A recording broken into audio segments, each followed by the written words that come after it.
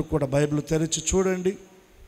రెండవ రాజుల గ్రంథం 18వ అధ్యాయం.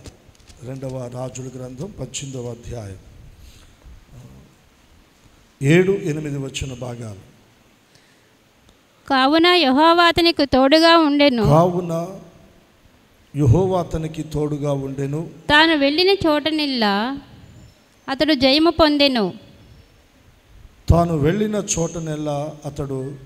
పొందెను. అతడు అష్షూరు రాజునకు సేవ చేయకుండా అతని మీద తిరగబడెను.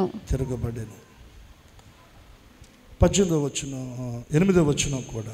మరియు గాజా పట్టణము వరకు దాని సరిహద్దుల వరకు కాపరుల గుడిసెల యందేమి ప్రాకారములు గల పట్టణముల యందేమి అంతటను అతడు ఫిలిస్తీయులను ఓడించెను. చాలు.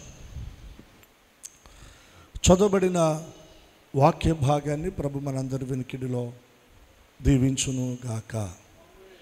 అందరూ చెప్పండి ఆమేనని. ఆమేన్. రైట్.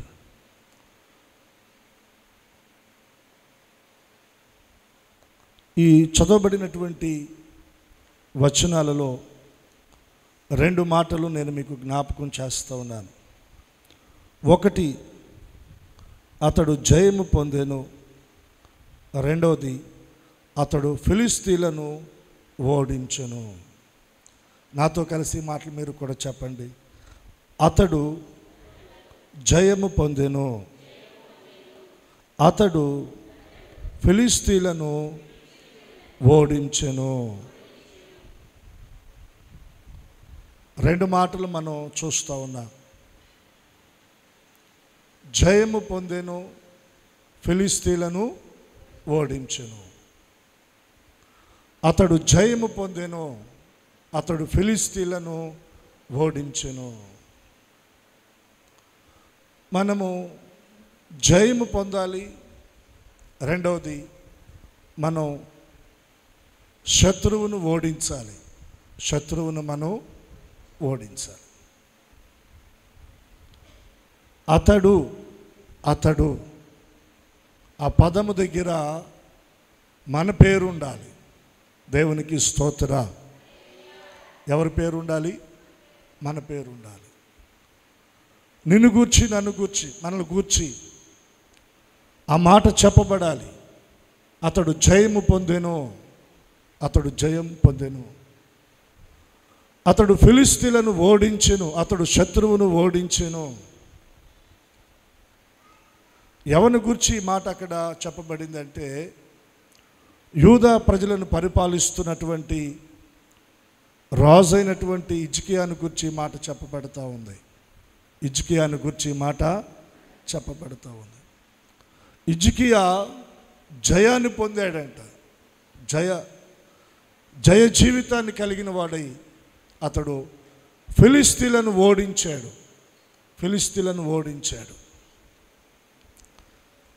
మనం ప్రకటన గ్రంథంలో మనం చూస్తే మన ప్రభువైన యేసుక్రీస్తు వారు కూడా సంఘమును గురించి ఆయన మాట్లాడుతూ ఒక మాట అంటాడు.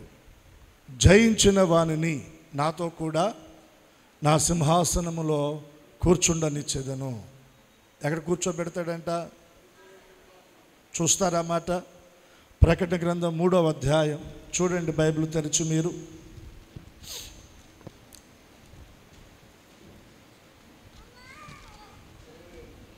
21వ వచనం.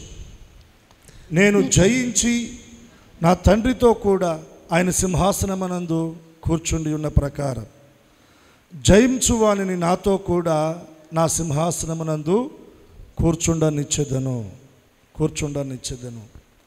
ఈ వచనాన్ని మీరు గమనించాలి. ప్రభువు ఏమంటున్నాడంటే, నేను జయించి నా తండ్రితో కూడా ఆయన సింహాసనమునందు కూర్చున్నాను.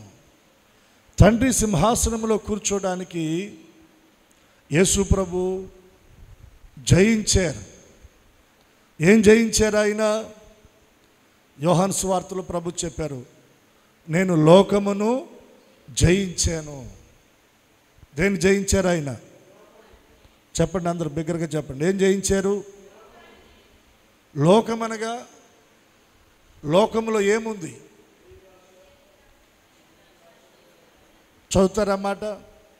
భక్తుడైన యోహాను తన పత్రిక రాస్తాడు కదా, లోకములో ఉన్నదంతయు శరీరాశ, నేత్రాశ, జీవపు డంబం, ఇవి తండ్రి వలన పుట్టినవి కావు. యోహాను రాసిన మొదటి పత్రిక 2వ అధ్యాయం 16వ వచనం, లోకములో ఉన్నదంతయు అంతనా కొంతనా? అంత, టోటలీ లోకములో ఉన్నదంతా ఏముంది? శరీరాశ, నేత్రాశ, జీవపు డంబం. లోకములో ఉన్నదంతా మీరు ఎక్కడైనా చూడండి, గ్రామాలు మొదలుకొని పట్టణాలు, మహానగరాలు,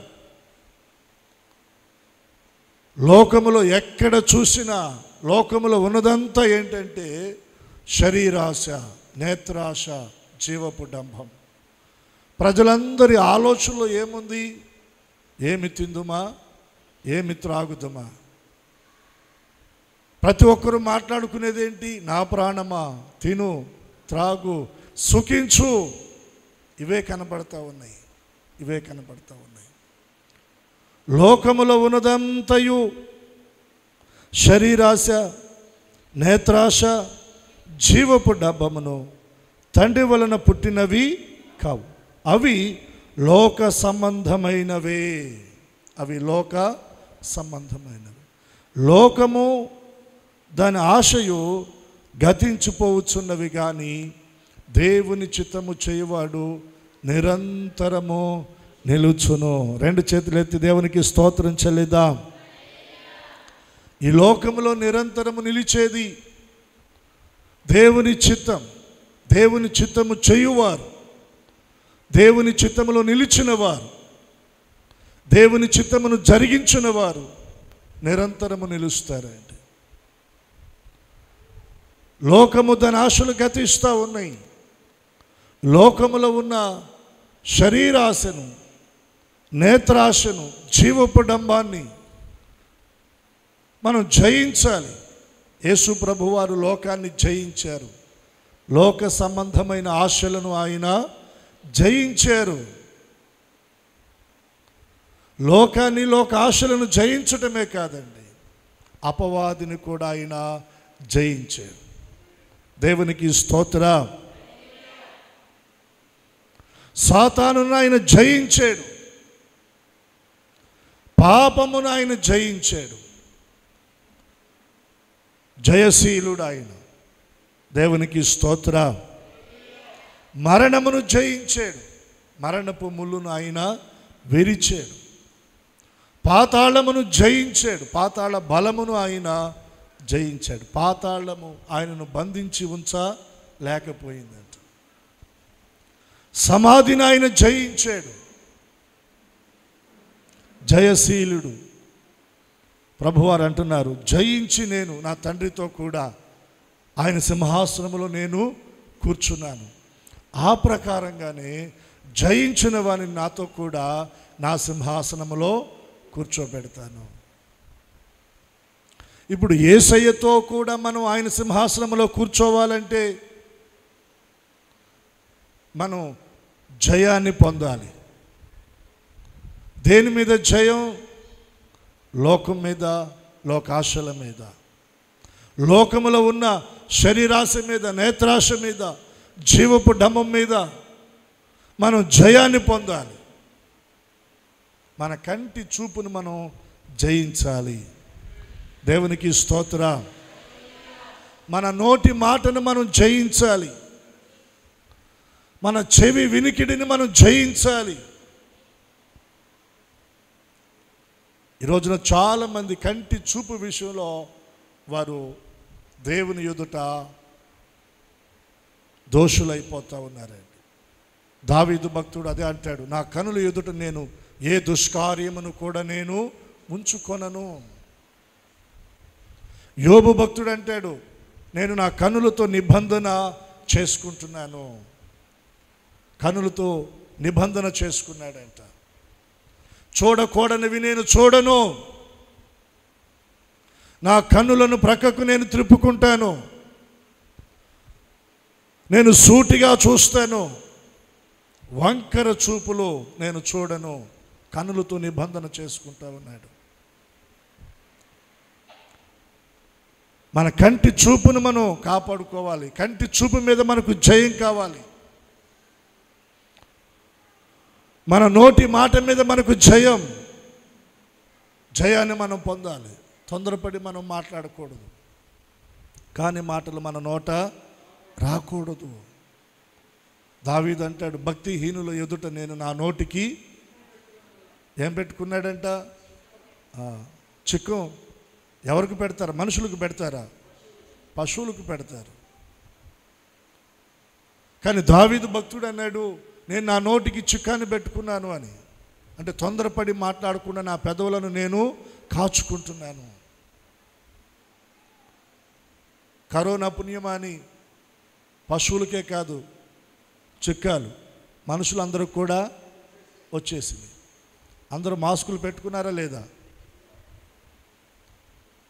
యెషయా భక్తుడు అంటాడు, అయ్యో నేను అపవిత్రమైన పెదవులు కలిగిన వాడును, అపవిత్రమైన పెదవులు కలిగిన మనుషుల మధ్య నేనున్నాను.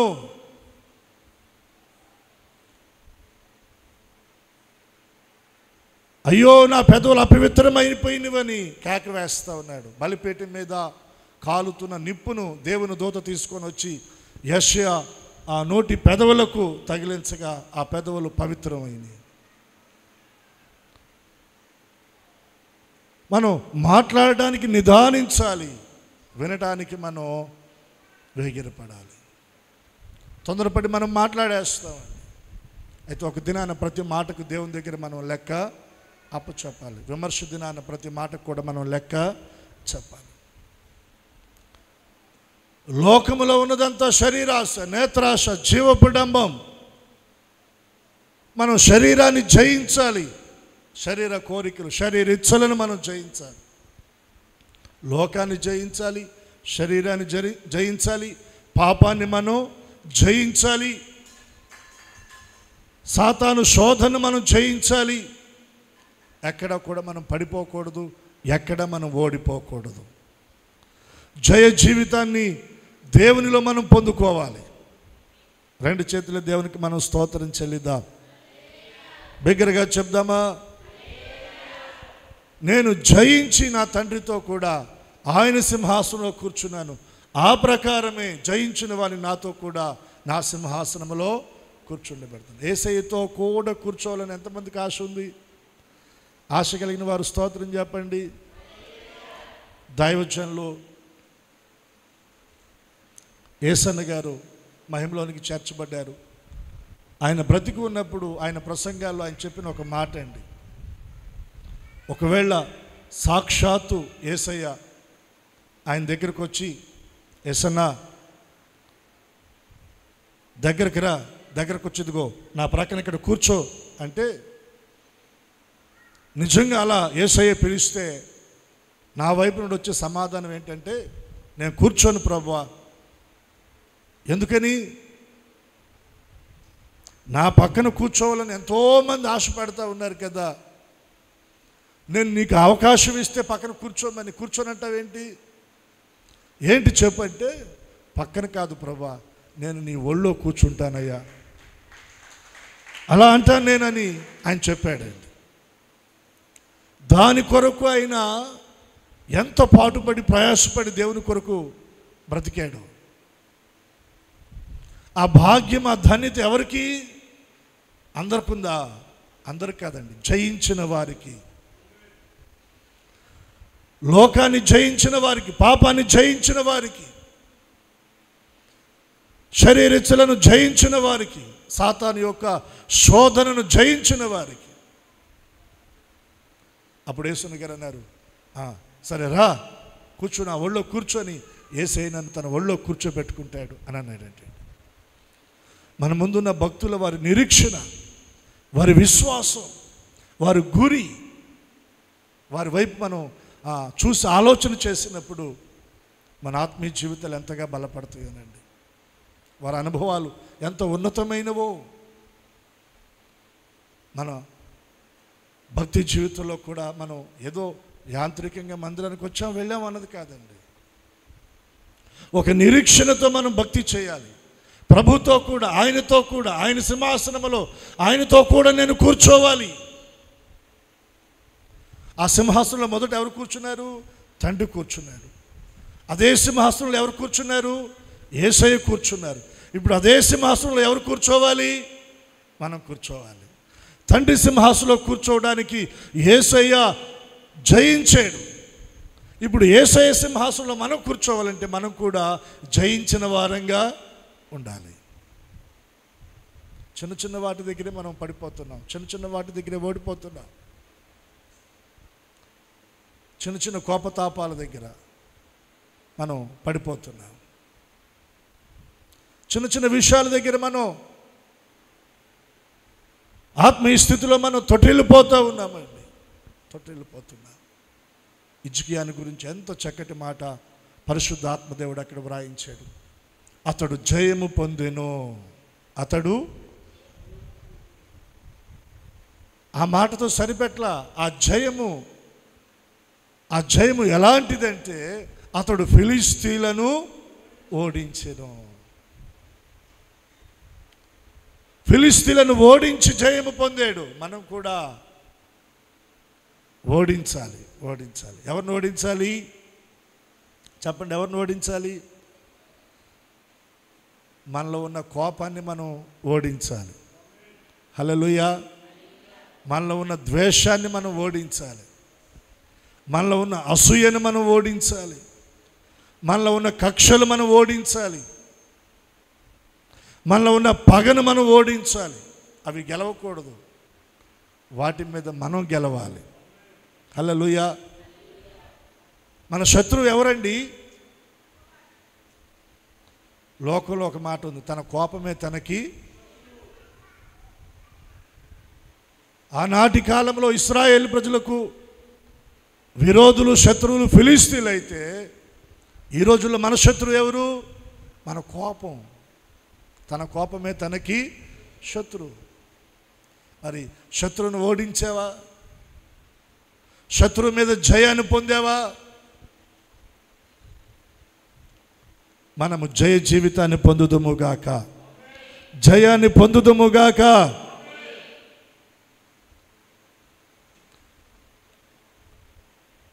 జయము పొందేను. అతడు జయము పొందే విషయంలో అతడు నడిచిన మార్గాన్ని మనం చూద్దామా? చూడండి, 2వ రాజుల గ్రంథములో కొన్ని విషయాలు మనం ఈరోజు ధ్యానం చేద్దాం.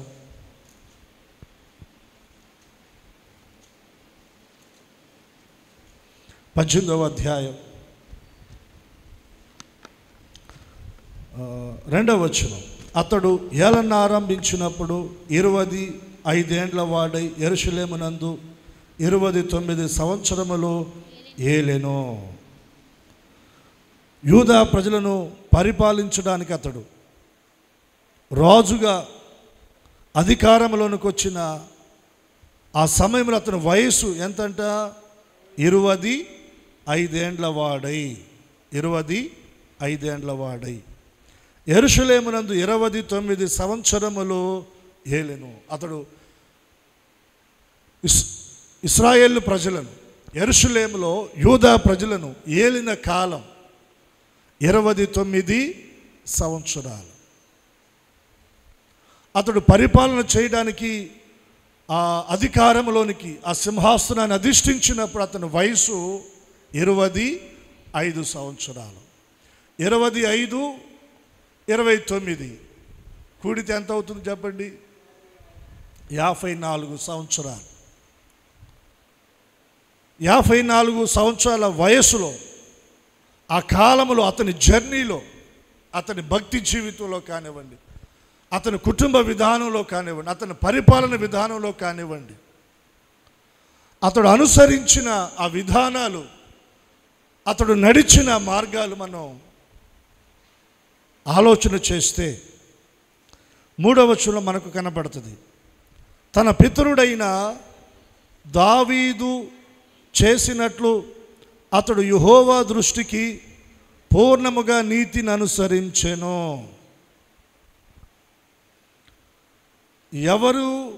ఎవరిని మాదిరిగా తీసుకున్నాడు? హిజ్కియా ఎవరిని మాదిరిగా తీసుకున్నాడు?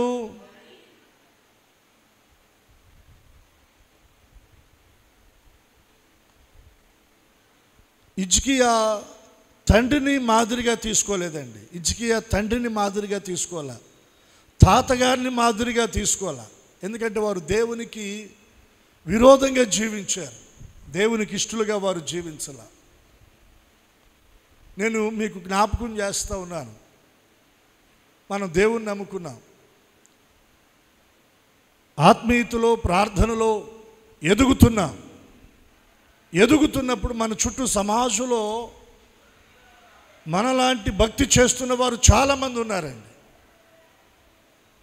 వారిని మనం పరీక్షించినప్పుడు వారిలో కొన్ని తొట్టిపాట్లు, కొన్ని బలహీనతలు, పడిపోయిన పరిస్థితులు ఇవన్నీ కనబడతాయి. మనం ఎవరిని మాదిరిగా పెట్టుకోవాలి? పడిపోయిన వారిని మాదిరిగా పెట్టుకోవాలా? హిజ్కియా తండ్రిని మాదిరిగా పెట్టుకోవాలా? హిజ్కియా తండ్రి దేవునికి విరోధంగా జీవించాడు. వాస్తవానికి తన తండ్రి నడిచిన ఆ బాటలో, అతడు వెళ్ళిన మార్గంలో, అతడు చేసిన విధానాల్లో హిజ్కియా వెళ్ళాలి, ఎందుకంటే తండ్రి కాబట్టి. కానీ అలా వెళ్ళలేదంట. ఎవరిని మాదిరిగా తీసుకున్నాడంటే తన పితరుడైనటువంటి దావీదును అతడు మాదిరిగా తీసుకున్నాడు. హల్లెలూయా. ఇప్పుడు మనం కూడా మన భక్తిలో మనం మాదిరిగా తీసుకోవాలి. కొందరిని ఎవరిని మాదిరిగా తీసుకోవాలి? అందరిని తీసుకోవాలా? అందరిని తీసుకోవడానికి లేదండి.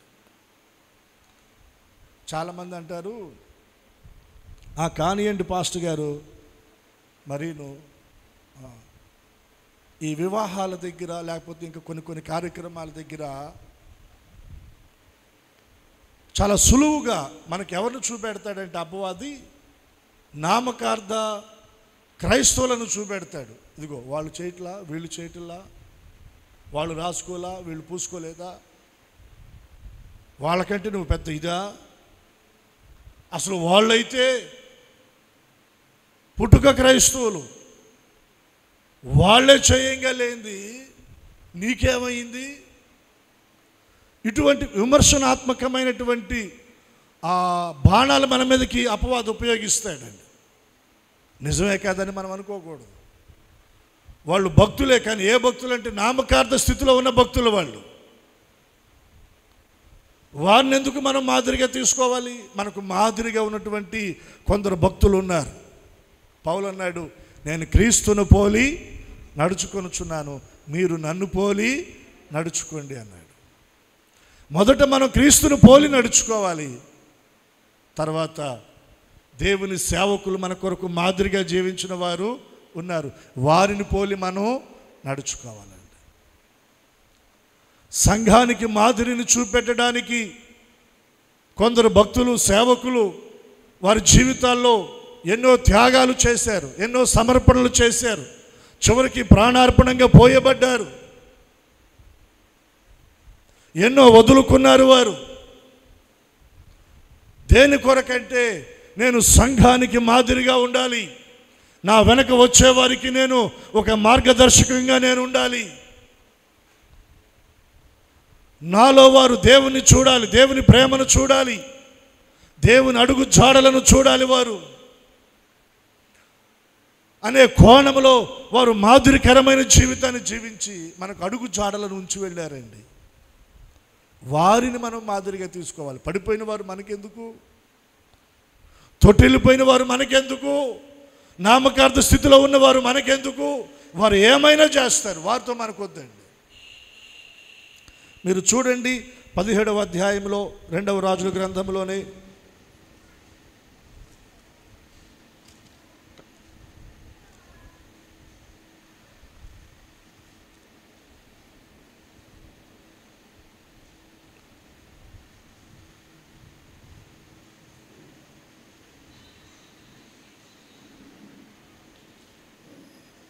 నలభై 41వ వచనం, ఆ ప్రజలు అలాగూ యెహోవా యందు భయభక్తులు గలవారైనను తాము పెట్టుకొనిన విగ్రహములను పూజించుచు, అర్థమైందా మీకు ఈ మాట? ఆ ప్రజలు అలాగున యెహోవా యందు భయభక్తులు గలవారైనను, అంటే దేవుని యందు భయభక్తులు గలవారే, కానీ వారేం పెట్టుకున్నారు? తాము పెట్టుకున్న విగ్రహములను పూజించుచు వచ్చింది. అర్థమైంది మీకు? అటు దేవుని భక్తి కావాలి, అటు జీవం గల దేవుడు కావాలి, ఇటు ఏం కావాలి? విగ్రహాలు కావాలి, విగ్రహ పూజలు కావాలి, విగ్రహ ఆరాధన సంబంధమైన ఆచారాలు పద్ధతులు కావాలి. అవి కావాలి, ఇవి కావాలి. ఏదో మన వాళ్ళు అంటారు కదా, అటు అవా కావాలంట, ఇటేమో బొవ్వ కూడా కావాలంట. ఇటు మందిరం కావాలి, అటు లోకం కావాలి. ఇటు ఆరాధన కావాలి, అటు లోక సంబంధమైన తిరణాలు కావాలి. తన తండ్రి కాలంలో ప్రజల పరిస్థితి, భక్తుల పరిస్థితి, తండ్రి పరిస్థితి, హిజ్కియా వాటన్నిటిని చూశాడండి. ఇందాక నేను మీకు జ్ఞాపకం చేశాను. ఎప్పటికి వచ్చాడు పరిపాలనలోకి? 25 సంవత్సరాలు. అంటే 25 సంవత్సరాలలో హిజ్కియా తన తండ్రి కాలంలో ఉన్న పరిస్థితులు అతడికి మరుగై ఉండలేదు. అవన్నీ చూస్తున్నాడు, కానీ వాటిని అనుసరించాల.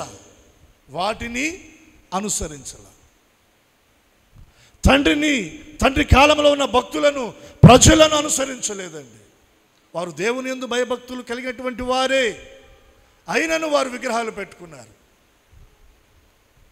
వాటిని అనుసరించారు, వాటిని పూజించారు, వాటిని ఆచరించారు.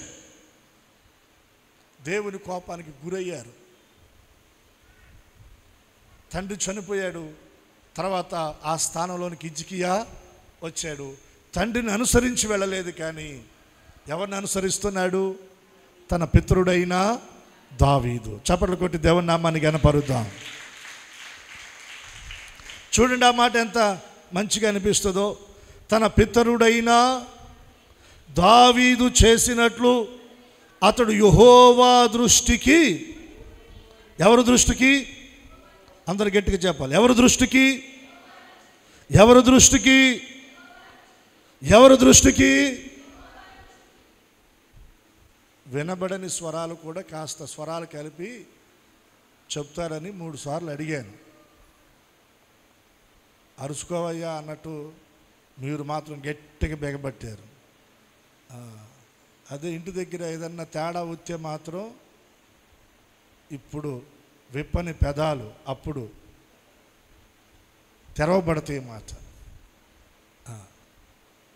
దేవునికి స్తోత్ర.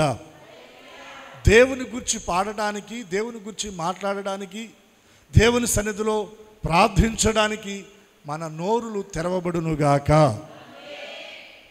నీ నోరు బాగుగా తెరువుము, నేను దానిని నింపెదనని దేవుడు చెప్పాడు. ఎక్కడ తెరవాలి? కోళ్ళ దగ్గర, కుక్కల దగ్గర గొడవ వచ్చినప్పుడు కాదు. దేవుని సన్నిధిలో దేవుని మాటలు పలకడానికి మన నోరు తెరుచుదుముగాక. దేవుని సన్నిధిలో దేవుని గురించి పాడడానికి మన నోరు తెరవబడునుగాక. దేవుని సన్నిధిలో మొరపెట్టడానికి, ప్రార్థన చేయడానికి మన నోరు తెరవబడాలి. దేవుని దృష్టిని హిజ్కియా జ్ఞాపకం చేస్తున్నాడండి. తన పితరుడైన దావీదు యెహోవా దృష్టికి పూర్ణముగా నీతిని అనుసరించెను.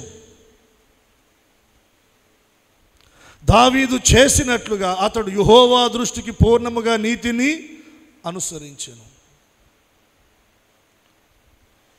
హిజ్కియా నీతి ఎవరి దృష్టిలో పడింది? దేవుని దృష్టిలో పడింది. మన నీతి కూడా దేవుడు చూడాలి. మన నిర్దోషత్వాన్ని దేవుడు చూడాలి. మన యథార్థతను దేవుడు చూడాలి. మన నమ్మకత్వాన్ని దేవుడు చూడాలి. దానిని మనం ప్రచారం చేయటం కాదు, దానిని మనం చాటింపు వేయటం కాదండి. యెహోవా దృష్టిలో, దేవుని దృష్టిలో మనం కనబడాలా. దేవుని దృష్టిలో మనం కనబడాలా. ఒక మాట నేను మీకు జ్ఞాపకం చేస్తాను. చూడండి, మొదటి రాజుల గ్రంథం 3వ అధ్యాయం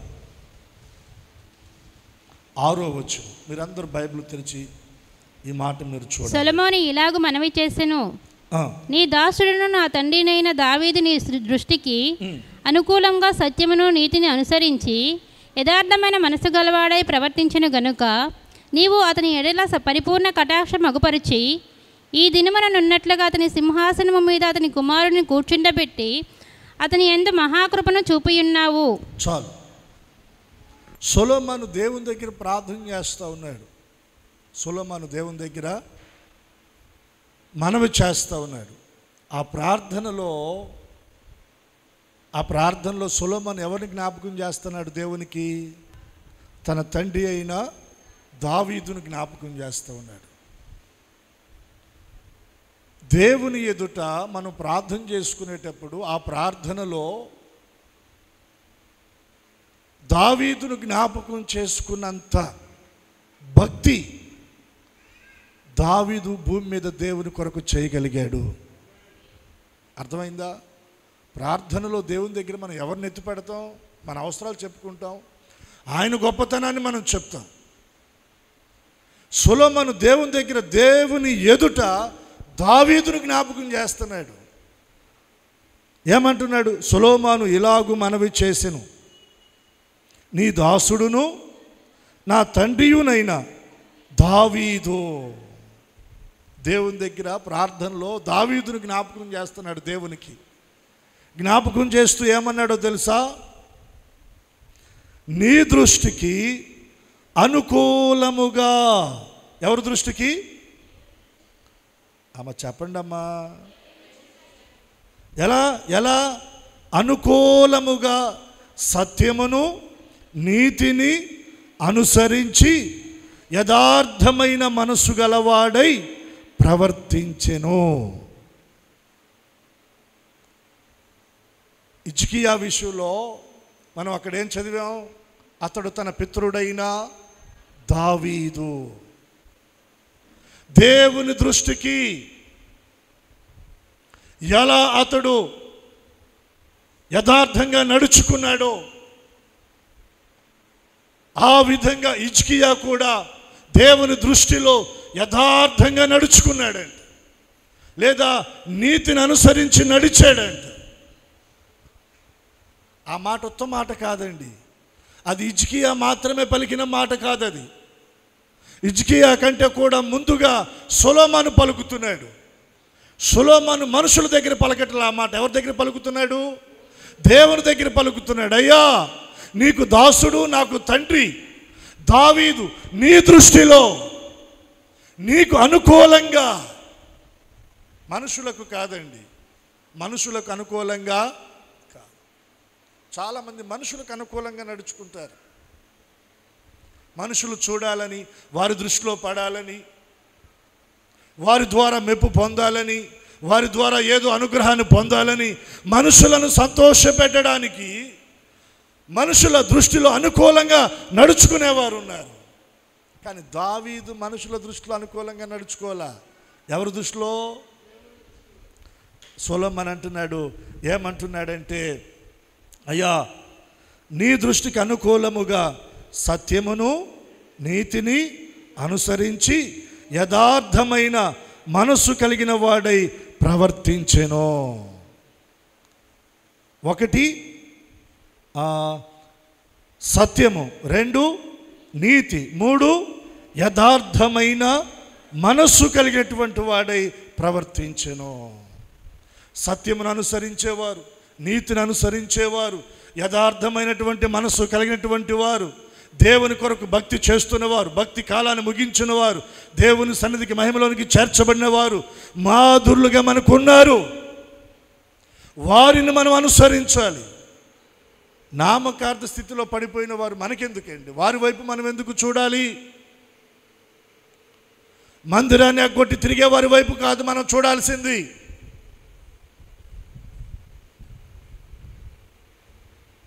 దేవుని భయం లేకుండా తిరిగే వారి వైపు కాదు మనం చూడవలసింది.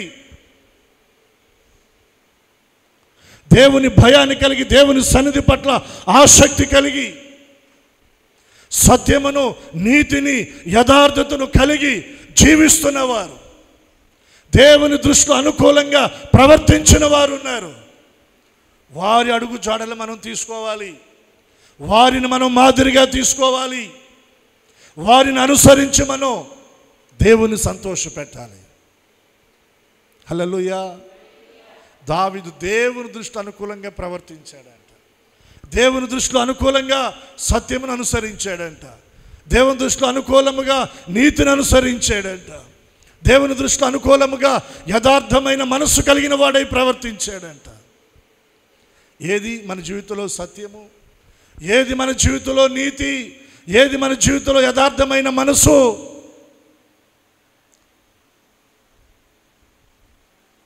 జయాన్ని మనం ఉత్తగా పొందలేమండి, జయాన్ని ఉత్తగా పొందలేము. దేవుని దృష్టిలో అనుకూలంగా మనం నడుచుకోవాలి. చూడండి, అక్కడ ఏమని రాయబడిందో తెలుసా? యథార్థమైన మనసు గలవాడై ప్రవర్తించును గనుక నీవు అతని ఎడల పరిపూర్ణ కటాక్షమగపరచి. ఏ కటాక్షం అది? చెప్పాలి. ఏ కటాక్షము?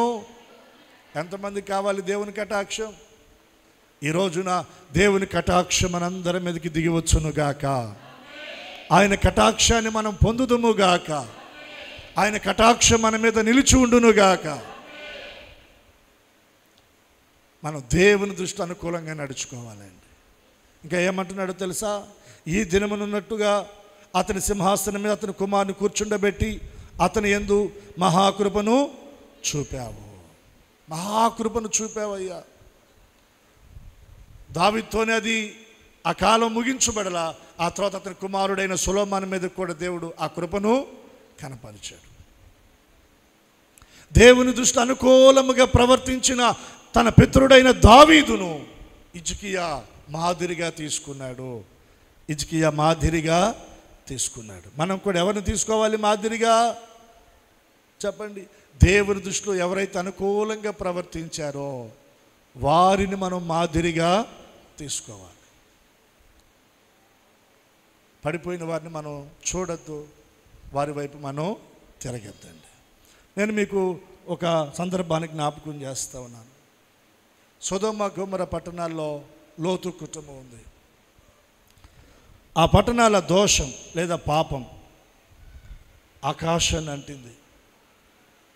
ఆ పట్టణాలను దేవుడు చూసినప్పుడు ఆయన అక్కడున్న పాపాన్ని బట్టి ఆయన తట్టుకోలేకపోయాడు. ఆయన కోపం ఆ పట్టణాల మీదకి ఆయన కుమ్మరించబోతూ ఉన్నాడు. అయితే అబ్రహామును బట్టి, అబ్రహాము విజ్ఞాపనను బట్టి సొదొమ గొమొర్రా పట్టణాల్లో ఉన్న లోతు కుటుంబాన్ని దేవుడు బయటికి తీసుకురావాలనుకున్నాడు. దూతలు పంపబడ్డారు, లోతు కుటుంబంతో మాట్లాడారు. అయినా వారు తడవ చేశారంట. తడవ చేసిన వారి చేతులు పట్టుకొని దూతలు బలవంతంగా వారిని బయటికి తీసుకొని వచ్చారు. బయటికి తీసుకొని వచ్చిన తర్వాత వారికి చెప్పారు, ఈ ఊరి దోష శిక్షలో మీరు నశించిపోకుండానట్లుగా ఇదిగో ఆ పర్వతానికి మీరు పారిపోండి. మీరు వెళ్ళేటప్పుడు వెనక్కి తిరిగి చూడద్దు. లోతు భార్య, వారిరువురు కుమార్తెలు, మొత్తం ఎంతమంది? 4 బయలుదేరారు. లోతు భార్య, పిల్లలు బయలుదేరారు. ఆ మార్గంలో లోతు భార్య, ఆమెకు ఏం జ్ఞాపకం వచ్చిందో బైబిల్లో వ్రాయబడలేదు, కానీ ఆ సొదొమ గొమొర్రా పట్టణాల వైపు ఆమె వెనక్కి తిరిగి చూచిందంట. ఏమైపోయింది? ఒక శిలలాగా మారిపోయిందండి.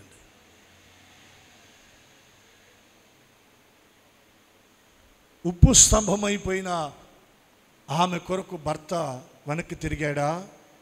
బిడ్డలు వెనక్కి తిరిగారా? ఒకవేళ ఆమెను చూస్తూ అక్కడ ఆగితే వాళ్ళు కూడా ఏమైపోతారు? వెను తిరిగిన లోతు భార్య ఉప్పు స్తంభమైనట్లు వారు కూడా ఉప్పు స్తంభం అయిపోతారు. లేదా ఆ ఊరి దోష శిక్షలో వారు కూడా నశించిపోతారు. వారు ఆమె వైపు చూడాల, వెను తిరిగిన వారి వైపు కాదు మనం చూడాల్సింది. మన గురిని చూడాలి, మన గమ్యాన్ని చూడాలి, మనం చేరవలసిన ప్రదేశాన్ని చూడాలి, మనకు మాదిరిగా ఉన్నటువంటి వారిని మనం చూడాలి. హెబ్రీ పత్రిక 12వ అధ్యాయం ప్రారంభంలో భక్తుడు పలికిన మాట అదే కదా, ఇంత గొప్ప సాక్షి సమూహము మేఘము వలె మనలను ఆవరించి. ఎవరు? సాక్షి సమూహం. ఎక్కడి నుండి జ్ఞాపకం చేశాడు? హేబేలు దగ్గర నుంచి జ్ఞాపకం చేశాడు. హేబేలు దగ్గర మొదలు పెట్టాడు. హానోకును పరిచయం చేశాడు, నోవాహును పరిచయం చేశాడు, అబ్రహామును పరిచయం చేశాడు, ఇస్సాకును, యాకోబును, మోషేను పరిచయం చేశాడు, న్యాయాధిపతులు, ప్రవక్తలను పరిచయం చేశాడు, రాజులను పరిచయం చేశాడు, దైవజనులను పరిచయం చేశాడు. వీరందరిని జ్ఞాపకం చేసి ఏమంటున్నాడు? ఇంత గొప్ప సాక్షి సమూహము మేఘము వలె మనలను ఆవరించినందున. ఆ మాటని అంటాడు, మనము కూడా ప్రతి భారమును సులువుగా చిక్కులు పెట్టే పాపమును ఏమన్నాడు? మనము కూడా అంటే వారిలో మనం కూడా ఏమవ్వాలి? చేరాలంటే మనము కూడా ప్రతి భారమును సులువుగా చిక్కులు పెట్టు ప్రతి పాపమును. ప్రతి పాపమా? మనం కొన్ని విడిచిపెడతాం, కొన్ని విడిచిపెట్టాం. ప్రతి పాపమును విడిచిపెట్టి విశ్వాసమునకు కర్తయు దానిని కొనసాగించువాడునైన యేసు వైపు చూచుచు మన ఎదుట ఉంచబడిన పందెములో ఓపికతో మనము పరిగెత్తుదము.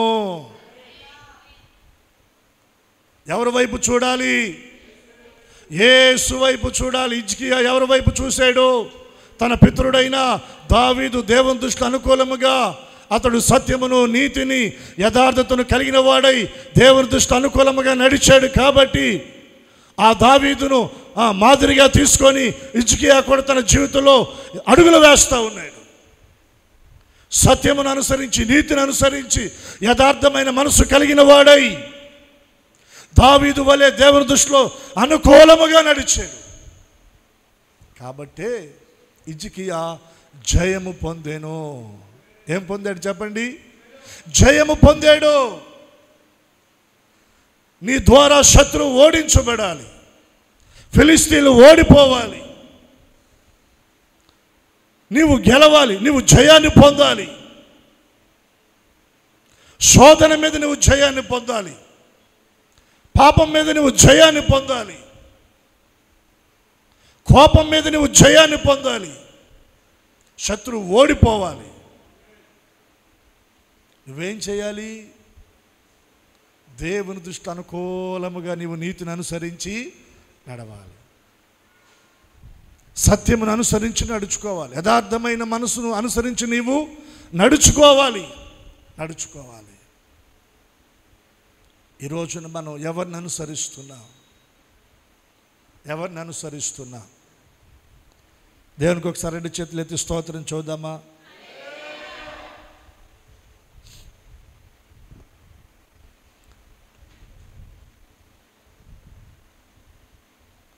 మొన్న మధ్యకాలంలో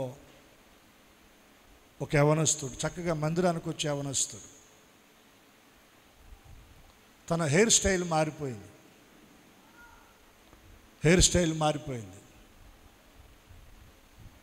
ఏంటి నాయన అని అడిగితే, ఒక సినీ హీరో పేరు చెప్పి అతని స్టైల్ అండి అని అన్నాడు. ఎవరి స్టైలు? Cinema hero style. అంటే ఇప్పుడు ఇతను మందిరానికి వస్తున్నాడు కానీ ఎవరిని అనుసరిస్తున్నాడు? ఎవరిని అనుసరిస్తున్నాడు? మనం ఎవరిని అనుసరించాలి? మన ముందు దేవుని సేవకులు లేరా? మనకు ముందు భక్తులు లేరా? వారి ఆత్మీయ జీవితాలు మనకు మాదిరిగా లేవా? వారు మనకు మాదిరి అడుగు జాడలను ఉంచి వెళ్ళారు కదా. దేవుని మందిరానికి వచ్చి ఏం నేర్చుకుంటున్నాం మనం? పురుషులే కాదండి, స్త్రీలు కూడా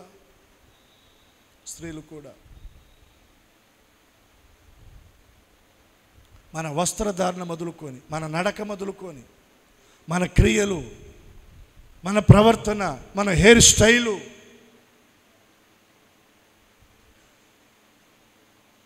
మనం దేవుణ్ణి అనుసరించాలి. మనకు ముందున్న దేవుని సేవకులు, దైవజనులు, భక్తులు, వారి అడుగు జాడలను మనం అనుసరించాలి.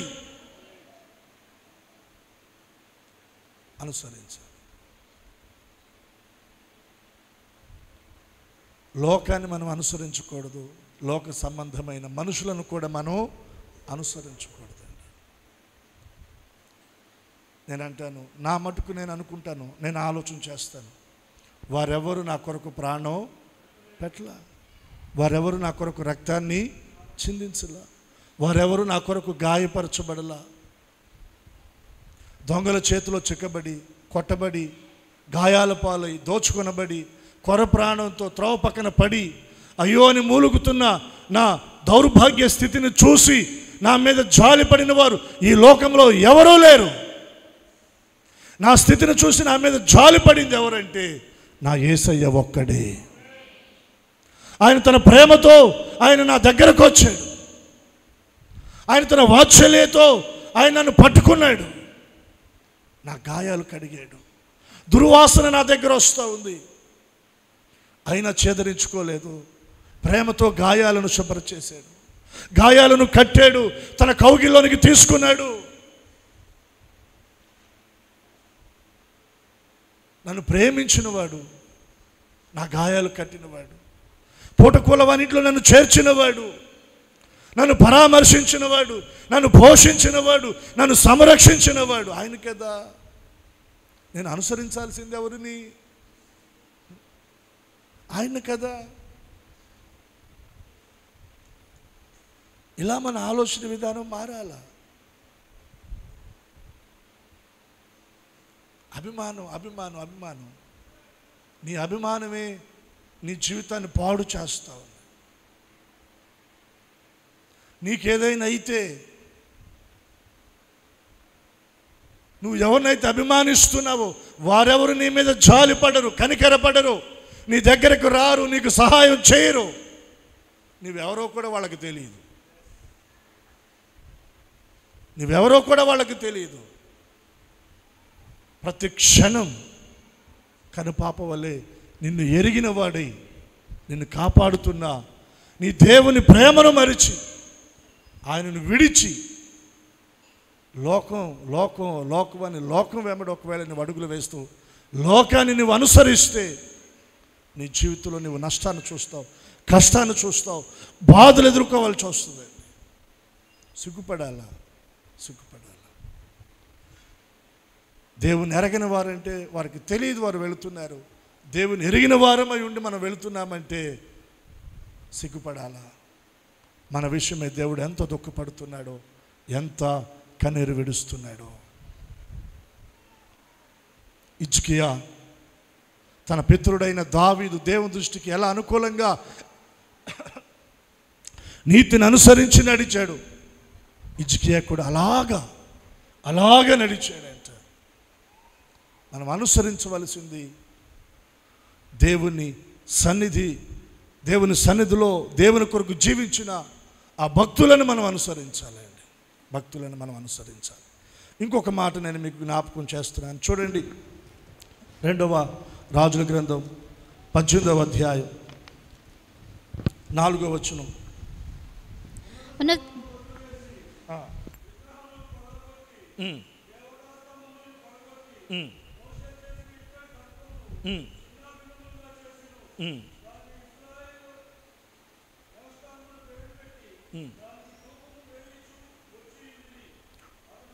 నెహుష్టానను పేరు పెట్టి దానికి ధూపం వేయిచూ వచ్చి ఉండిరి. ఇక్కడ రెండవ కార్యం నేను మీకు జ్ఞాపకం చేస్తూ ఉన్నాను. అతడు చేసిన పని ఉన్నత స్థలములను కొట్టివేసి, నాతో కలిసి మీరు చెప్పండి, ఉన్నత స్థలములను కొట్టివేసి విగ్రహములను పగలకొట్టి దేవతా స్తంభములను పడగొట్టి మోషే చేసిన ఇత్తడి సర్పమును చిన్నాభిన్నములుగా చేసెను. దానికి ఇశ్రాయేలీలు నెహుష్టానను పేరు పెట్టి దానికి ధూపము వేయుచూ వచ్చి ఉండిరి. ఇక్కడ ఒక్క మాట మీకు జ్ఞాపకం చేస్తా ఉన్నానండి. ఉన్నత స్థలములను కొట్టివేశాడంట. ఉన్నత స్థలములను కొట్టివేశాడు. ఆనాటి కాలంలో యూదా ప్రజలు కానివ్వండి, ఇశ్రాయేలు ప్రజలు కానివ్వండి, కొన్ని స్థలాలను బాగా హైలైట్ చేసి వాటిని వారి జీవితాల్లో ఒక, మన భాషలో చెప్పుకోవాలంటే పుణ్యక్షేత్రాలు, వాటిని హైలైట్ చేసి దేవుని కంటే ప్రథమ స్థానాన్ని ఆ స్థలాలకు ఇస్తూ ఉన్నారు. దేవుని కంటే ఎక్కువకు కూడా ఆ ప్రథమ స్థానాన్ని ఆ స్థలాలకు ఇస్తూ ఉన్నారు. ఆ కొండలకు కానివ్వండి, గుట్టలకు కానివ్వండి, చెట్లకు కానివ్వండి, ఉన్నత స్థలాలు. అక్కడ ఏం చేసేవాళ్ళు అంటే వీరు వెళ్ళి బలిపీఠాలు కట్టేవారు. ఒక ఎత్తైన కొండ కనబడింది అనుకోండి, ఆ కొండ బాగా ఉందనుకోండి చూడటానికి, ఆ కొండ మీద అది ఉన్నత స్థలం అని పేరు పెట్టి అక్కడ బలిపీఠాలు కట్టి అక్కడ బలులు అర్పించేవారు. అన్య దేవతలకు బలులు అర్పించేవారు. తర్వాత మోషే కాలంలో మోషే ఇత్తడి సర్పాన్ని ఎత్తాడు కదా, దాని కాలం అయిపోయింది. కానీ దానిని మరలా వీరు తీసుకొచ్చి నిలబెట్టి దానికి ఒక పేరు పెట్టి దాని దగ్గర ఏం చేస్తూ ఉన్నారు? ధూపం వేస్తూ ఉన్నారు. విగ్రహారాధన సంబంధమైనటువంటి కొన్ని కార్యాలు వారు చేస్తున్నారు. ఇక్కడ నేను మీకు చెప్పదలిచిన మాట ఏంటంటే, హిజ్కియా తన జీవితంలో దేవుని కంటే ఉన్నతమైన ఆ స్థానాన్ని దేనికి ఇవ్వాల. తన దేశంలో, తన ప్రజల మధ్యన, తన రాజ్యంలో, తన ఎదుట దేవుని కంటే ఏది కూడా ఉన్నతంగా ఉండకూడదని వాటన్నిటిని కొట్టివేశాడు. నేనంటాను, దేవుని కంటే నీ జీవితంలో ఏది ఉన్నతంగా ఉండకూడదు. అది ఉద్యోగమైనా, వ్యాపారమైనా, వ్యవసాయమైనా, పిల్లలైనా, మరొకటైనా నీ జీవితంలో ఒక ప్రథమ స్థానం, ఉన్నతమైన స్థానం నువ్వు ఎవరికి ఇవ్వాలంటే దేవునికి ఇవ్వాలి. ఇది కొంచెం కఠినంగానే ఉంటుందండి. మరి ఇంత విడ్డూరమా?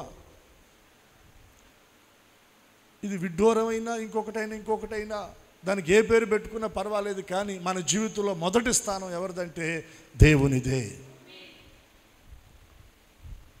నువ్వు ఆ స్థాయిలోనికి రావాలి, అప్పుడే నువ్వు జయాన్ని పొందుతావు. ఉన్నత స్థలములను కొట్టివేసి, నువ్వు కొట్టివేయగలవా? దేవుని కంటే ఎక్కువగా నీ జీవితంలో ఏది అడ్డు నీకు వస్తుందో దాన్ని నువ్వు కొట్టివేయగలవా? ఉదాహరణకి నేను అబ్రహామును మీకు జ్ఞాపకం చేస్తున్నాను. అబ్రహాము తన జీవితంలో ప్రథమ స్థానం దేవునికి ఇచ్చాడు, ఉన్నత స్థానం దేవునికి ఇచ్చాడు. దానిని దేవుడు ఒక రోజున పరీక్షించాడు. అబ్రహామా, నీకు ఒక్కడై ఉన్నా నీవు ప్రేమించుచున్నా నీ కుమారుడైన ఇస్సాకును నాకు. అంటే దేవుడు అనుకున్నాడు, అబ్రహాము మనసులో, అబ్రహాము హృదయంలో, అబ్రహాము ఆలోచనలో నాకంటే కూడా ఎక్కువగా తన కుమారుడైన ఇస్సాకును ప్రేమిస్తున్నాడేమో, నాకంటే మొదటి స్థానము తన కుమారునికి ఇస్తున్నాడేమో, ప్రథమ స్థానము తన కుమారునికి ఇస్తున్నాడేమో. చిన్న టెస్ట్ చేద్దాం. అబ్రహమా, నీ కుమారుడు, నీవు ప్రేమించు నీ కుమారుడు, నీకు ఒక్కడై ఉన్న నీ కుమారుడు ఇస్సాకును నాకు దహన బలిగా అర్పించు అంటే మారు మాట మాట్లాడకుండా తీసుకుని వెళ్ళి ఇస్సాకును దేవుడు చూపెట్టిన ఆ పర్వతాల్లో ఆ స్థలంలో బలిపీఠాన్ని కట్టి దేవుని కొరకు దహన బలిగా అర్పించడానికి సిద్ధపడిపోయాడు. హల్లెలూయా. అటువంటి పరీక్ష ఈ దినాల్లో లేదు కానండి. ఒకవేళ వస్తే లక్షలో ఒక్కరు కూడా కనపడరేమో. హల్లెలూయా. కనపడతారా? ఇంకా ఏదైనా అడుగు ప్రభువా ఇస్తాను, కానీ ఇది మాత్రం కాదయ్యా. తన కుమారుని కాదండి, నేనంటాను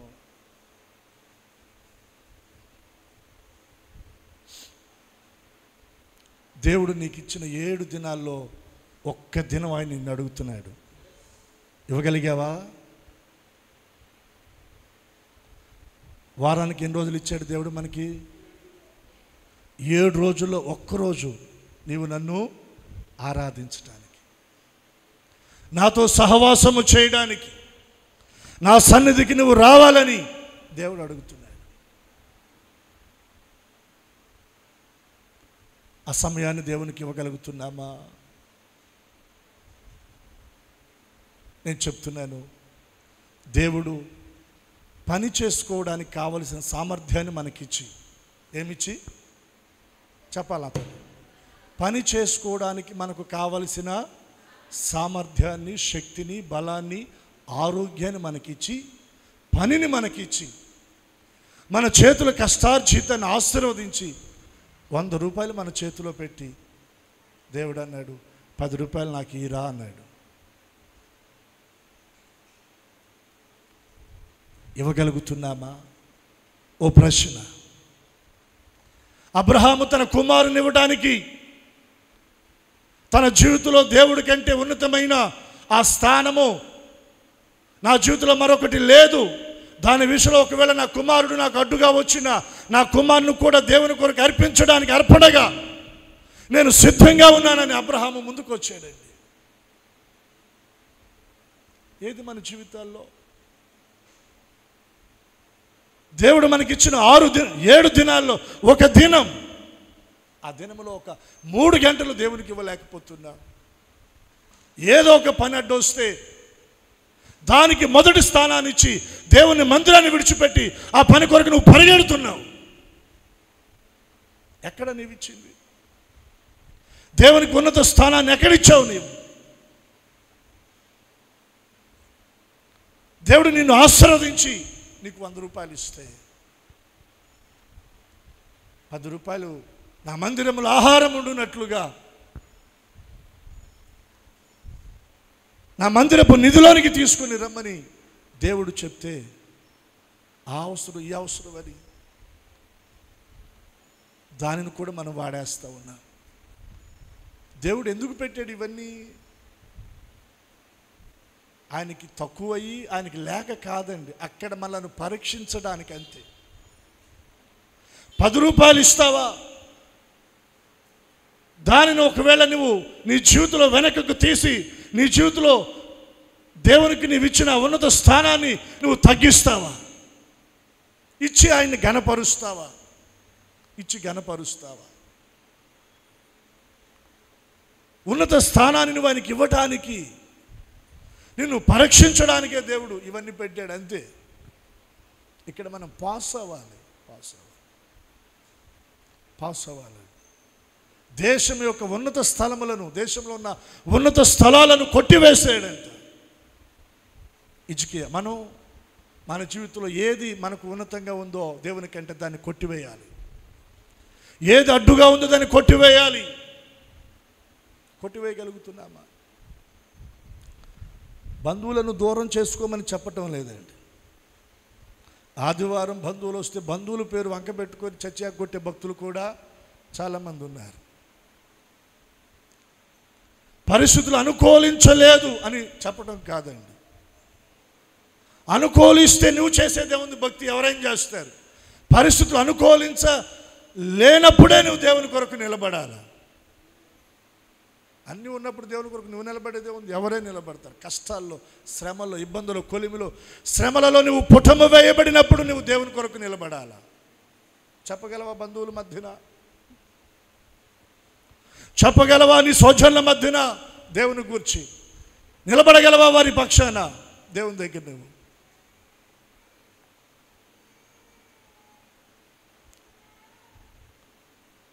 దేవుని మహిమ కొరకు చెప్తా ఉన్నానండి, దేవుని మహిమ కొరకు చెప్తా ఉన్నాను. పాస్టర్ గారు మేము సేవలోనికి వచ్చినటువంటి ఆ తొలి దినాలలో, ప్రారంభ దినాలలో మన సహవాసంలోనే మన చర్చి పిల్లలే మా దగ్గర వారికి ఉన్న చనువు స్వతంత్రతను బట్టి పాస్టమ్మ గారు అప్పుడు దేవునికి అన్ని సమర్పించేసుకుంది కదా. ఏమైనా పెట్టుకుంటే బాగుంటుంది, ఏమైనా పెట్టుకుంటే బాగుంటుందమ్మా, నువ్వు అన్నీ తీసేసావని ఒకరిద్దరు అన్నటువంటి సందర్భాలు ఉన్నాయి. రోజులు గడిచినాయి, ఎలాగో వాళ్ళకి మనం అర్థమయ్యేటట్టు చెప్పుకున్నాం, రోజులు గడిచాయి. ఆ తర్వాత కాలంలో మన వాళ్ళ మధ్యన ఏదో మాటల సందర్భాన, సరే నువ్వంటే సరే, ఒకవేళ దేవుడు నీకు ఒకవేళ పాపనిస్తే ఆ పాపను కూడా ఇలాగే పెంచుతావా? క్యాజువల్గా స్వతంత్రతగా మాట్లాడుతూ ఆ మాటలు వచ్చాయి. అప్పుడు తను చెప్పిన మాట, ఖచ్చితంగా దేవుని కొరకు ఇలాగే పెంచుతాను, దేవుని కొరకు ఇలాగే పెంచుతాను. సంవత్సరాలు గడిచి తర్వాత దేవుడు జ్ఞాపకం చేసుకొని దేవుడు పాపనిచ్చాడు. మేము చెప్పలేదు ఏ విషయాలు ఇలా ఉండాలి అలా ఉండాలని. కానీ మమ్మలను గమనిస్తూ తను దేవుని సన్నిధిలో ఎదుగుతూ ఉంది, పెరుగుతూ ఉంది. క్షణాల కిందట ఎవరు అడిగారు, మనవాళ్ళే, పూలు ఏదో పెట్టుకోమని అడిగితే నేను పెట్టుకోను. అంటే నేను పాస్టర్ గారు వాళ్ళ అమ్మాయి నేను పెట్టుకోను అందంట. వాళ్ళు తర్వాత వచ్చి మీ అమ్మాయిని ఎంత బలవంతం చేసినా పూలు పెట్టుకోలేదని వాళ్ళే వచ్చి చెప్పారు. పెట్టుకోకూడదా, పెట్టుకుంటే పాపమని నేను చెప్పటం లేదు. దేవుని కొరకు మా కుటుంబం సమర్పించుకున్న అనుభవాలలో మేము పిల్లలకు చెప్పలేదు, వాళ్ళు మమ్మల్ని అనుసరించి ఫాలో అవుతున్నారు. వాళ్ళే ఆశ్చర్యపడ్డారు. రీసెంట్గా చిన్న ఫంక్షన్ జరిగింది కదా, ఆ ఫంక్షన్లో కూడా కొంతమంది బంధువులు కొన్ని పెడితే బాగుంటుంది, కొన్ని పెడితే బాగుంటుంది అని కొంచెం ఒత్తిడి ప్రెజర్ చేసి తీసుకొచ్చారు. మరి అన్నట్టుగా కొంచెం దీర్ఘాలు తీస్తా. నిర్మోహమాటంగా ఎక్కడ కూడా రాజీ పడకుండా వాటికి అవకాశం అనేది మేము ఇవ్వలేదు. దేవునికి ఒకసారి స్తోత్రం చూద్దాం. మేము ఎలా ఉన్నామో తను కూడా అలాగే రెడీ చేసి పాస్టర్గా తీసుకొచ్చి ఇక్కడ కూర్చోపెట్టింది. బంధువుల్లో కానివ్వండి, సంఘబిడ్డల్లో కానివ్వండి, వచ్చిన సేవకుల్లో కానివ్వండి, తర్వాత వారు చెప్పినటువంటి మాట, చాలామంది చాలా పెట్టుకుంటారు, తప్పని మనం అనకూడదు. సో అవి ఏవి లేకపోయినా పాప ఎలా కనపడిందంటే ఒక ఏంజెల్, ఒక దేవదూతలాగా ఆ ముఖములో ఆ ప్రకాశమానమైన ఆ తేజస్సును దేవుడు నింపాడయ్యా. ఆ ఫంక్షన్లో పాపను చూసి మేము చాలా సంతోషించామని సేవకులు, ఆత్మీయులు, బంధువులు కూడా ఈ మాటలు చాలామంది పలికారండి. దాన్ని బట్టి దేవునికి మహిమ కలుగునుగాక, దేవునికి మహిమ కలుగునుగాక. ఎందుకు నేను ఈ సందర్భానికి జ్ఞాపకం చేస్తున్నానంటే, దేవుని కంటే కూడా దేని మీదకి ఎక్కువగా మన మనసు వెళ్ళకూడదు. అది ఒక స్థలమా, ఒక వస్తువా, ఒక ఆభరణమా, ఇంకొకటి, అది ఏదైనా సరే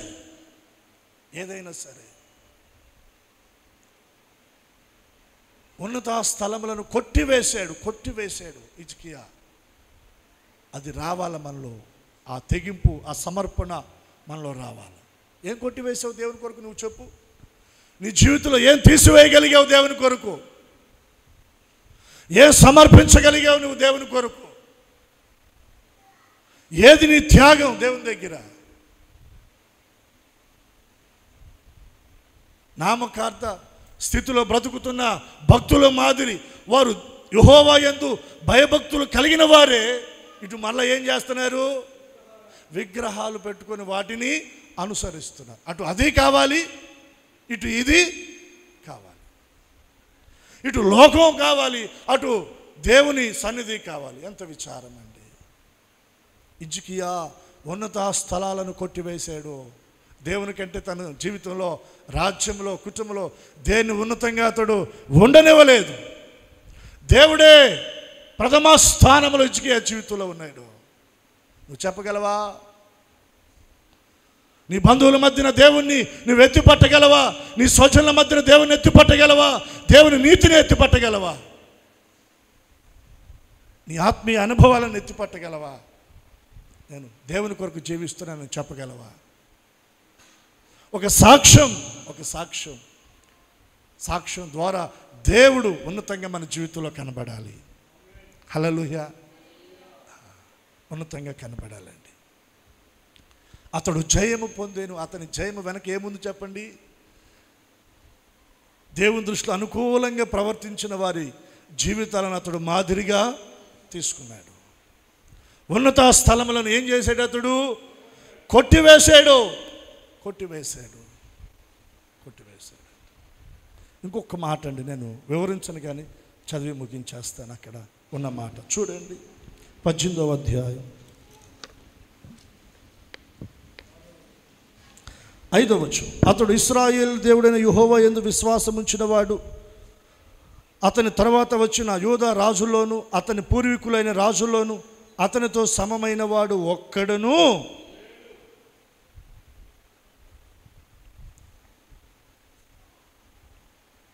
అతనికి ముందు కానీ అతనికి తర్వాత కానీ అతనితో సమమైన వాడు ఒక్కడునూ లేడంటే. అటువంటి భక్తి చేశాడు. 6వ వచనం. అతడు యెహోవాతో హత్తుకొని ఆయనను వెంబడించుటలో వెనుక తీయక. అది అతనికి ముందు కానీ అతనికి తర్వాత కానీ. ఏంటి అతని భక్తి అంటే? అతడు వెనుక తీయక దేవుణ్ణి వెంబడించుటలో, దేవుణ్ణి హత్తుకొనుటలో, దేవుని వెంబడించుటలో, దేవుని యందు విశ్వాసం ఉంచుటలో అతడు వెనకకు తీసినవాడు కాదు. ఎన్ని విషయాల్లో మనం వెనక్కి తీసుకుంటామండి. ఎందుకు ఓడిపోం మనం? మన జీవితంలో ఓటమికి కారణం ఏంటంటే మనం వెనకకు తీసిన అనుభవాలు. ఈరోజు నేను చెప్తున్నాను, మనం వెనకకు తీయకూడదు. దేవుణ్ణి మనం వెంబడించాలి, ఆయన మనం హత్తుకోవాలి. ఆయన ఎడల విశ్వాసం కలిగిన వారమై పరిపూర్ణంగా మనం ఆయనను హత్తుకోవాలండి. అతడు జయము పొందెను, అతడు ఫిలిస్తీయులను ఓడించెను. చెప్పండి, అతడు జయము పొందెను, అతడు ఫిలిస్తీయులను ఓడించెను. అతడు జయము పొందెను, అతడు ఫిలిస్తీయులను ఓడించెను.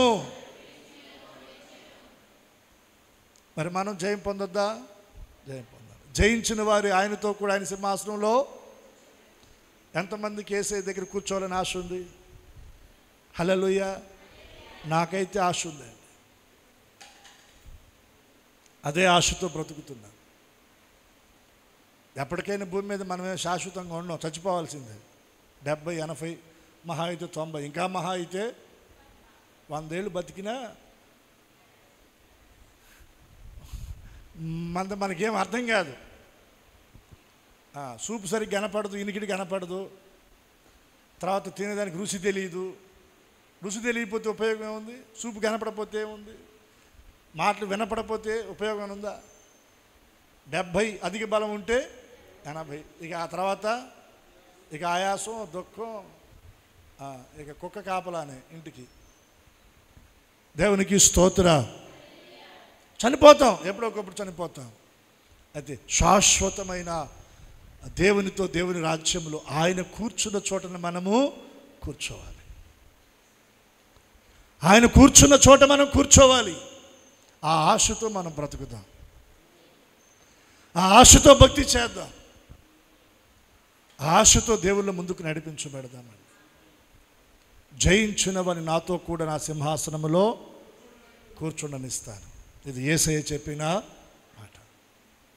హిజ్కియా జయము పొందాడు, మనం కూడా జయం పొందుదాం.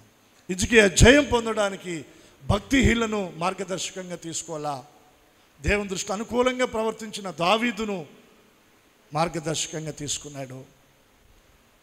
దేశంలో ఉన్నత స్థలాలను కొట్టివేశాడు. దేవుడే తనకు ఉన్నత స్థలంగా దేవుణ్ణి పెట్టుకున్నాడు.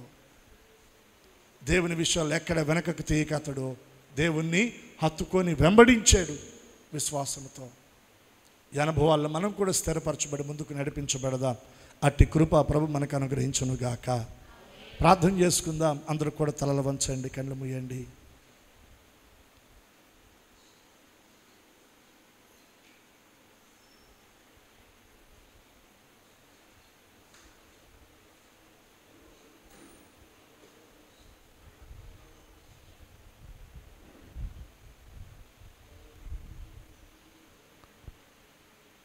కొద్ది సమయం ప్రార్థన మొక్కరిల్లి మన చేతులు ఆకాశం తట్టెత్తి ప్రార్థన చేసుకుందాం. ప్రభువా, జయము పొందాలయ్యా. ఎన్నో చోట్ల నేను ఓడిపోతున్నానయ్యా. నేను గెలవాలి, నేను ఓడిపోకూడదు ప్రభా. నేను జయాన్ని పొందాలి, ఫిలిస్తీన్లను ఓడించాలి, లోకాశలను ఓడించాలి. చేతులెత్తి ప్రభు దగ్గర మనం ప్రార్థన చేసుకుందాం. అందరము కూడా చేతులు ఆకాశము తట్టెత్తుదామా, చేతులెత్తి మొరపెడదామా. ప్రభువా, జై జీవితాన్ని ఇవ్వండి అయ్యా, జై జీవితాన్ని ఇవ్వండి అయ్యా, జై జీవితాన్ని ఇవ్వండి ప్రభా. నేను ఓడిపోకూడదు, లోకాన్ని నేను జయించాలి. లోకములో ఉన్న శరీరాశ, నేత్రాశ, జీవపు డంబాన్ని నేను జయించాలి. శరీరమును ధనిచ్చలను నేను జయించాలి.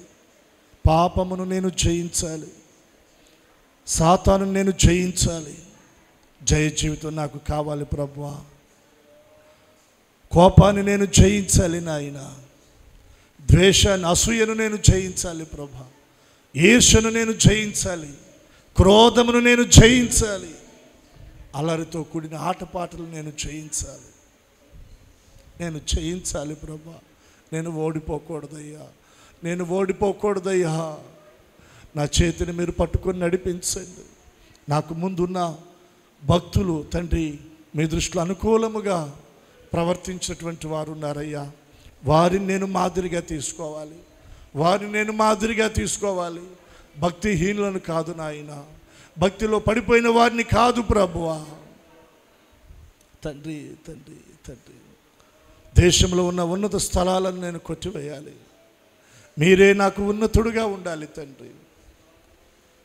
వెనుతీయక వెంబడించాలి.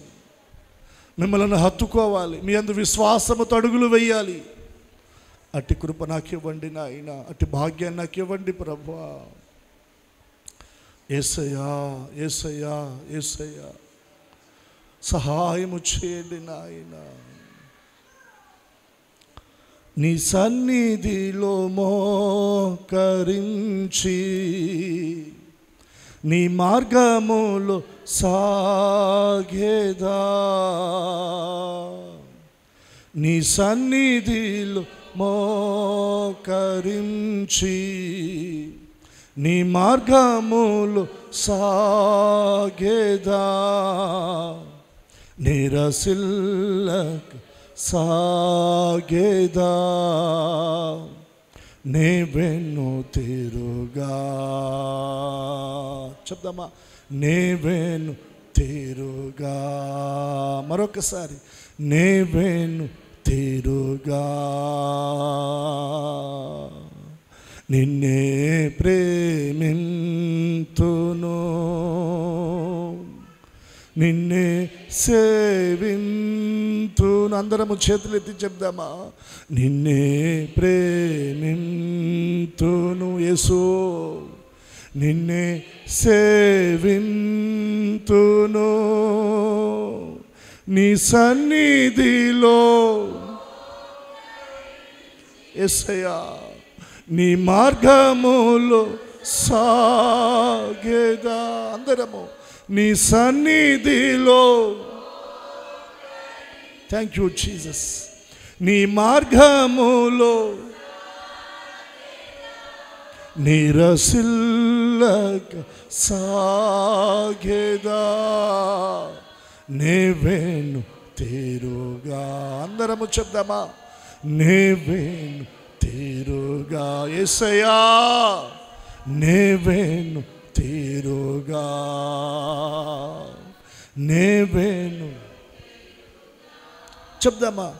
నీవేను తీరుగా, నిన్నే ప్రేమింతును. అందరము నిన్నే సేవింతును యేసయ్యా, నిన్నే ప్రేమింతును, నిన్నే సేవింతును. తండ్రి, నే వెను తిరగను ప్రభా, నే వెను తిరగనయ్యా, నే వెను తిరగను ప్రభా. నా ప్రాణమున్నంత వరకు తండ్రి నాయన అయ్యా నిన్ను వెంబడిస్తాను, నిన్ను వెంబడిస్తాను, నిన్ను వెంబడిస్తాను ప్రభా. హల్లెలూయా. స్తోత్రం స్తోత్రం స్తోత్రం స్తోత్రం స్తోత్రం స్తోత్రం స్తోత్రం స్తోత్రం స్తోత్రం స్తోత్రం స్తోత్రం స్తోత్రం. ప్రేమించేదా యేసు రాజా, నిన్నే ప్రేమించేదా, ప్రేమించేదా యేసు రాజా, నిన్నే ప్రేమించేదా, ప్రేమించేదా, ప్రేమించేదా, నా ప్రాణమున్నంత వరకు నీ మహిమలో చేరే వరకు, నా ప్రాణమున్నంత వరకు నీ మట్టిలో చేరే వరకు ప్రేమించేదా యేసు రాజా, నిన్నే. పాడదాం దగ్గరగా స్వరమెత్తి. గ్లోరీ.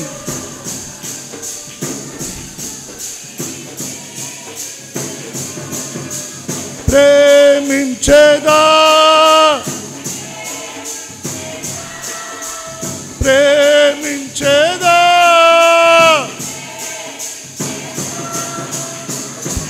నన్నంత వరకు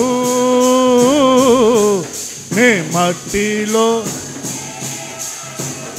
యేసయ్యా, ప్రాణమున్నంత వరకు నీ మట్టిలో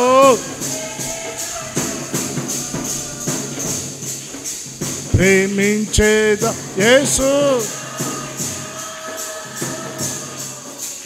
నిన్నే ప్రేమించేదా యేసు రాజా,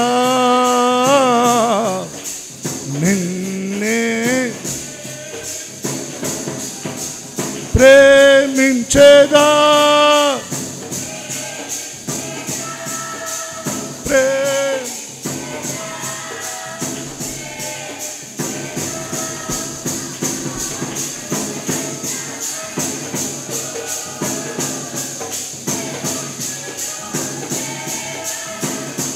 glory.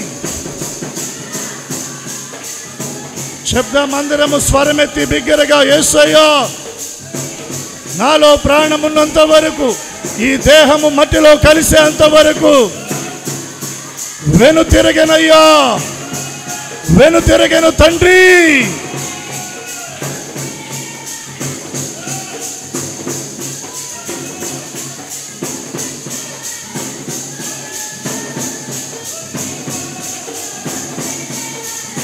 Glory, Jesus, Amen. Oh, Rabba Shabala Rabba, Ribala Rabba Turaba Shabala Rabba Turabala Rabba, Ribala Rabba Turaba Shabala Rabba Turabala Rabba. Oh, Jesus, Mahima, Mahima, Mahima Naina. Glory. షబాలరబ తురబలరబ విబలరబ తురబ షబాలరబ బబబ. Glory, hallelujah, hallelujah, hallelujah, hallelujah, hallelujah.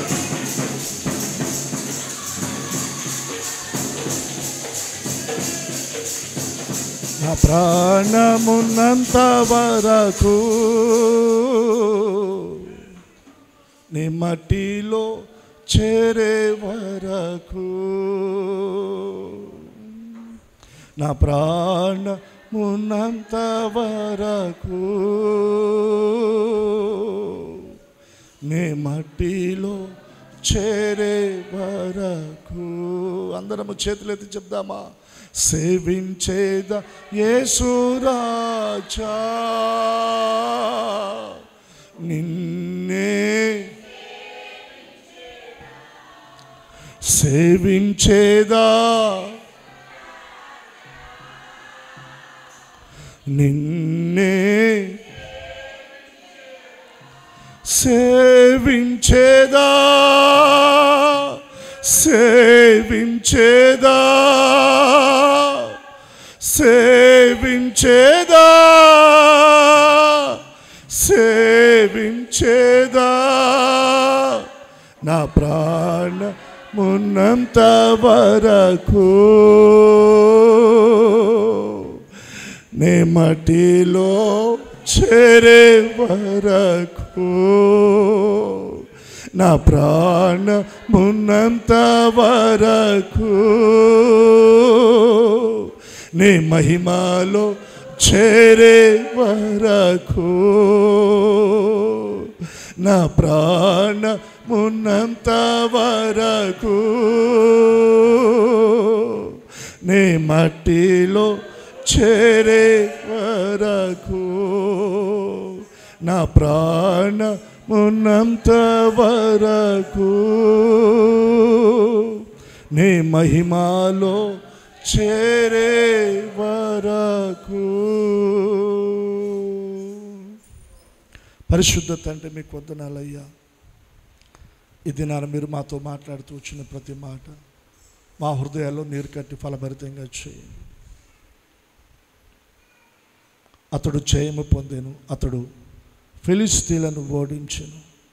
Yes ప్రభువా, మేము కూడా జయాన్ని పొందాలి. ఫిలిష్తీయులను మేము ఓడించాలి. జయించిన వారిని నీతో కూడా నీ సింహాసనంలో కూర్చుండనిస్తానన్నావు తండ్రి. జయ జీవితానికి హిజ్కియా తన పితరుడైనటువంటి దావీదు నాయన మీ దృష్టికి ఎలా అనుకూలముగా ప్రవర్తించాడు ఆ విధంగా హిజ్కియా నడుచుకున్నాడయ్యా. దేశంలో ఉన్నత స్థలాలను కొట్టివేశాడు నాయన. వెనుతీయక మిమ్మల్ని హత్తుకొని వెంబడించాడు. అట్టి కృప మాకు కూడా మీరు అనుగ్రహించండి. ఈ దినాన ఈ ఆదివారం 2 ఆరాధనలో పాలుపంపులు పొందిన ప్రతి ఒక్కరూ జయాన్ని పొందుదురుగాక. వారి జీవితాల్లో వారు ఎదుర్కొంటున్న ప్రతికూల పరిస్థితులు, శ్రమలు, ఇబ్బందులు, శోధనలు, శరీర కార్యాలను ఓడించుదురుగాక. జయ జీవితాన్ని కలిగి నీ బిడ్డలు మీ సన్నిధిలో ఫలించున్నట్లుగా బిడ్డలను మీరు దీవించండి, బలపరచండి, ఆశీర్వదించండి, తోడై సహాయం చేయండి. మమ్మల్ని మీ చేతులకు అప్పగించుకుంటూ యేసు నామమును ప్రార్థించి అడుగుచున్నాము తండ్రి. అందరము చెప్దాం ఆమేనని. ఆమేన్, ఆమేన్.